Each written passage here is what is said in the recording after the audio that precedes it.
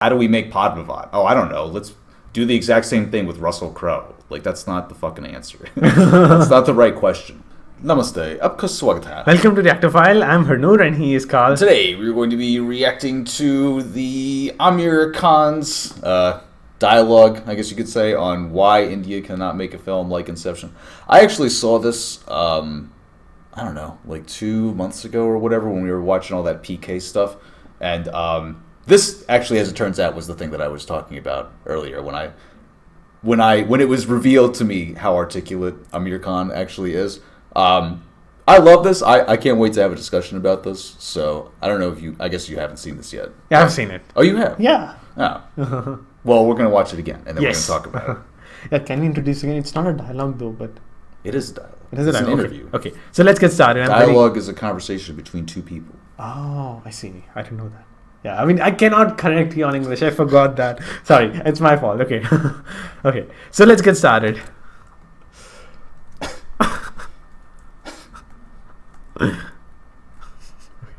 Look at the camera and let's get started. I'm ready. Okay. I'm fucking ready, dude. Aamir, I wouldn't ask this question of anyone else, but I'd like to know what you think, really. You know, we go into a collective gasp over a film like Inception. It's a film that challenges its audience. It's a film that almost forces you to keep up with the film. In contrary, Bollywood tends to dumb In down contrast. to reach out. Words like mindless entertainers, phrases like you have to leave your brains behind when you go to watch this film are very commonly used. Will we ever make a film like Inception? First of all, I want to say that I think Hollywood is far ahead of the rest of the world. Certainly India. Let me not comment about the rest of the world, but Sure. I think that Hollywood is far ahead of India in its ability to tell stories well, and in its freedom to pick topics which are bizarre sometimes, and unimaginable topics is what they pick up. Right. Dream within a dream within a dream. True. And, how to convey that and connect with people, and make them believe that this is Right. actually happening. So this fantasy of larger than life storytelling is something that I believe Hollywood does really well. Sure. I think technically, and even in their headspace, they're far ahead of us. They're able to do things that they're able to do anything that they imagine, Right. and we are not able to imagine only. Correct. So first we have to imagine. We have to be free enough to imagine things Right. which are amazing and which are and then we can try and get there to execute it. Sure. So when I watch films like Inception, or you watch a film like so many of them, that you feel that wow, I really as an audience sit back and I say, we have a long way to go before we catch up with them. Sure. That's the truth. That's what I believe. So having said that, I also believe that you must understand that we, in our circumstances, are making films for our audiences, and that is also a truth. Right. I would also want to say that there are a lot of films made in Hollywood which are also dumbed down. Of course. Yes. And they are, for Yes. So that happens everywhere. I Right. think that's there true in Hollywood. That's true over here as well. Sure. And the fact is that at the end of the day, we have a large and healthy audience of our own. Right. And our primary responsibility and our excitement, at least mine, emotionally as well, is to reach out to that audience. Right. So that's what I enjoy doing. And within that, I think that, let me not speak about others, but within that, I think when I come across topics which are challenging, at least in our circumstances, I think Right. a film like People Live, or a film like Dhobi Ghat, or a film like Tare Zameen Par are not your general fare of Sure. mainstream cinema. Lagan wasn't. So all of these films, Rangle in its screenplay jumps, back and its forth format, in time. absolutely, yes. It's not linear in its storytelling. A lot of people before the release said, will people understand, So all of that happened, but I think that we are taking baby steps towards that. But the key to that, I think, is that we need to be more free as Right. creative people in our heads to imagine, it's like that share of, I forget the poet's name. He's a Hindi poet. Anyway, his share is कि कौन कहता है कि आसमान में छेद नहीं हो सकता. एक पत्थर तो तबीयत से उछाल के देखो यारो. So feel free to imagine and aim higher than you imagine that people imagine that you can. That is one. And two, I think that we don't give enough value to our writing.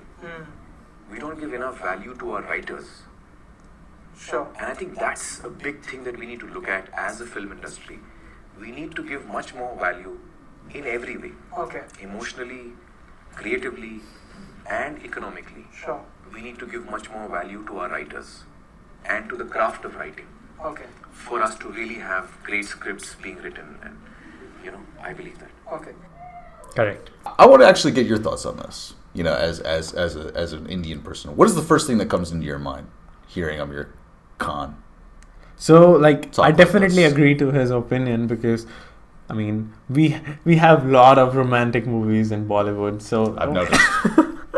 Yes, I've noticed this. yeah, and also the actors like Rajkumar Rao, they sometimes tried their best to put some content, put something that is out of the box, but they're the ones who do not make that much profit. So if you're doing something out of the box that is not conventional, then it is not hit to a certain extent. So that's why they sometimes prefer not to do movies like that. For example, Rajkumar Rao did a movie that was I think a national award winner. That was in just one single room, and he was trapped. The name of the movie was Trapped.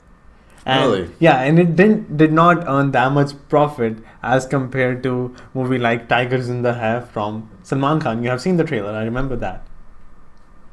Yeah, you remember? I know who Salman Khan is. I don't remember. Okay. Is it if it's not Race 3, then it doesn't stand out to me.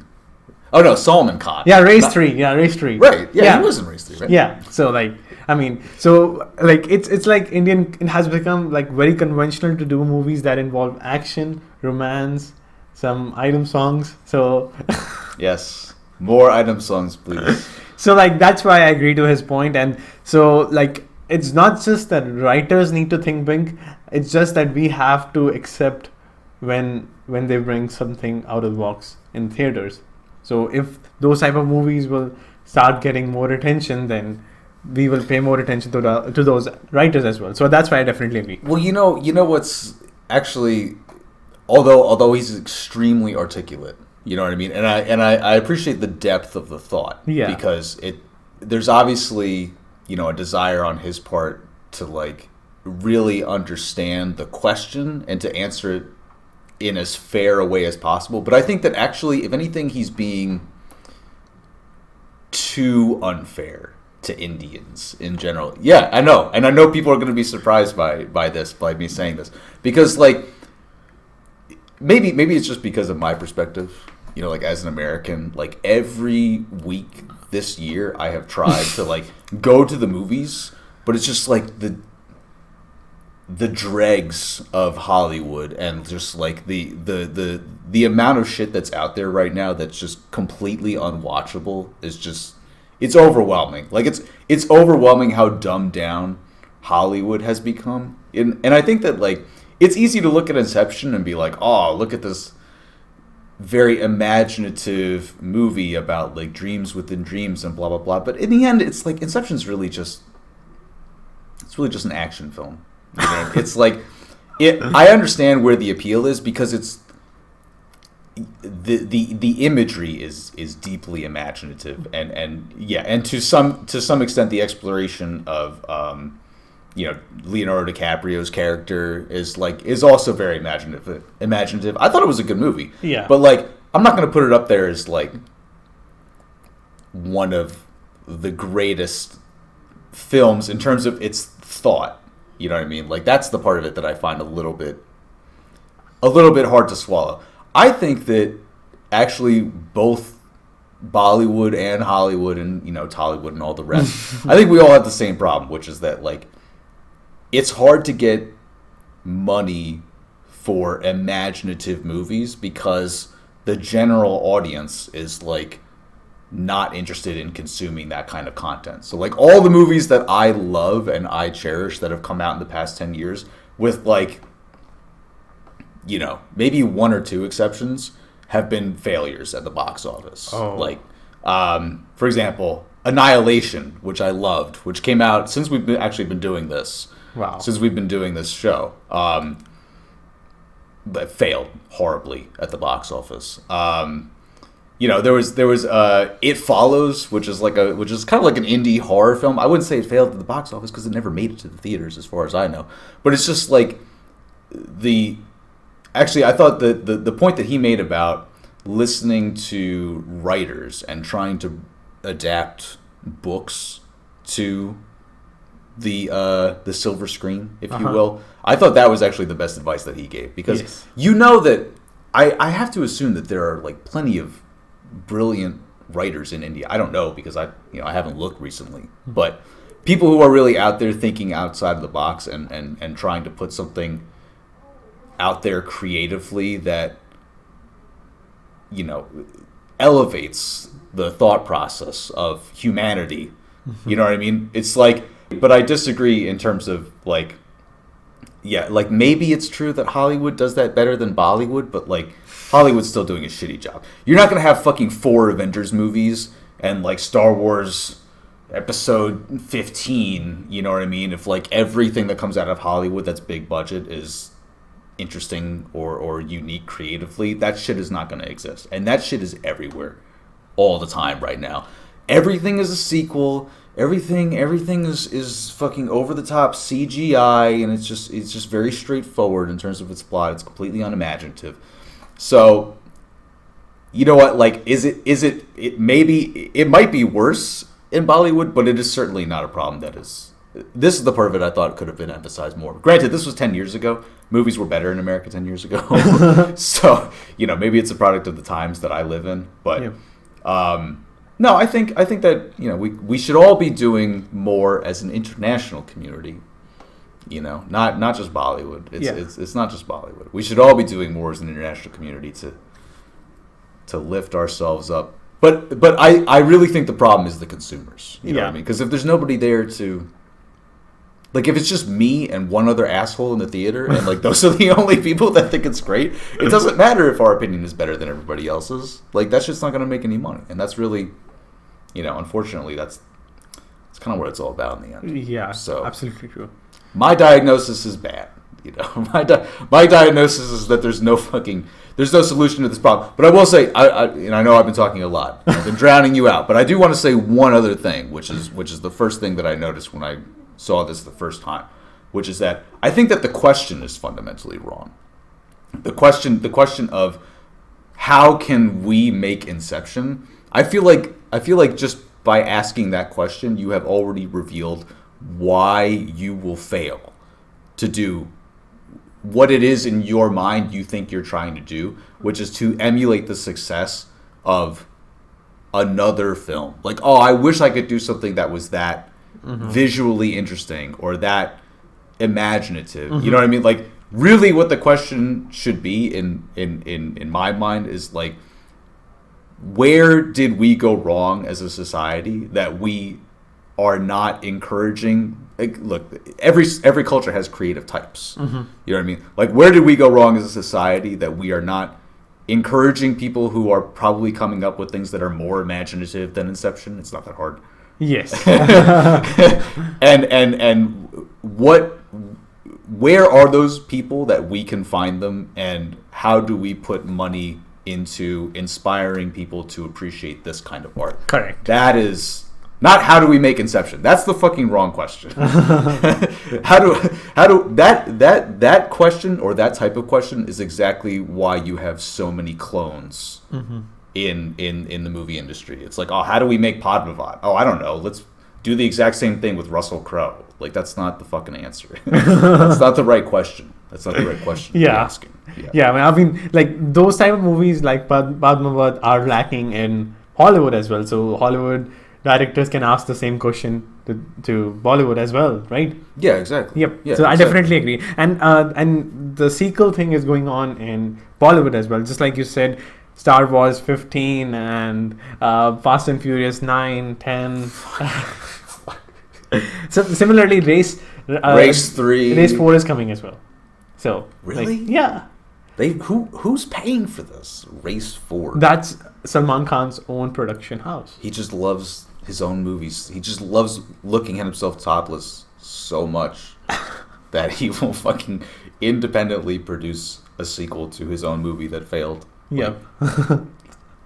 You know that failed? I mean, it's his own money. I mean, yeah, I know. We were doing this channel when this happened. Yeah, it failed. This happened. I was watching this happen. I thought it looked pretty good. Yeah, but they have already shot the half of the movie, so like it's releasing no matter what, and he's Salman Khan. No matter what, he will make money. It failed according to box office, but it's still one of the top 10 earning movies this year. So. Are you serious? Yeah. Jesus Christ. See, this is the problem. This is the problem. Not how do we make Inception. It's why are people watching Race 3? That's the fucking true. problem. But don't worry, Robot 2 is going to break more records than Race 3 for sure. And the trailer is coming out on 14th of September. And actually, that's Thursday, 13th of September. And we will be reacting to that as well. So stay tuned and subscribe to the channel for that as well. So that's pretty much it for today. And we will see you guys in the next one. Namaste. Goodbye. Let me ask you this, because I remember this sort of bothering me the first time I watched it, and it's even stronger the second time. Is that like a cultural thing where if I'm having a conversation with you, like you're like part of your part of the conversation is to like entertain the fact that I'm speaking? Because I know that is a thing in other cultures. I haven't noticed that from Indian people, but like where he's just like, yes, right, okay. Is that just because he's like nervous or he doesn't know what to say, or is that part of the culture? Like, I think it's just to make him confident and make him comfortable. If you will, make him feel like he's being listened to, right? Like, so if Okay. you be a robot and if you will just make a single expression, then the other person will think that he is in an interview where the other person is that something you've noticed in like American culture? Because we tend not to do. You sometimes do as well. Like the sound. Yeah, but it's much more subtle. That's the thing. Yeah. Right. Correct. You know. But I mean, like, at least, he was doing more often than. Would you say that was an abnormal No. level of? Because it's a little bit jarring to watch. But anyway. Yeah, anyway. I think it's not an.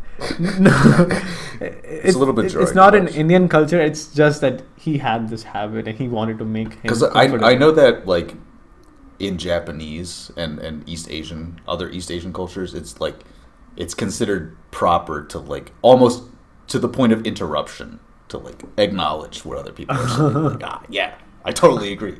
You know. Anyway, totally off topic. Totally off topic. So.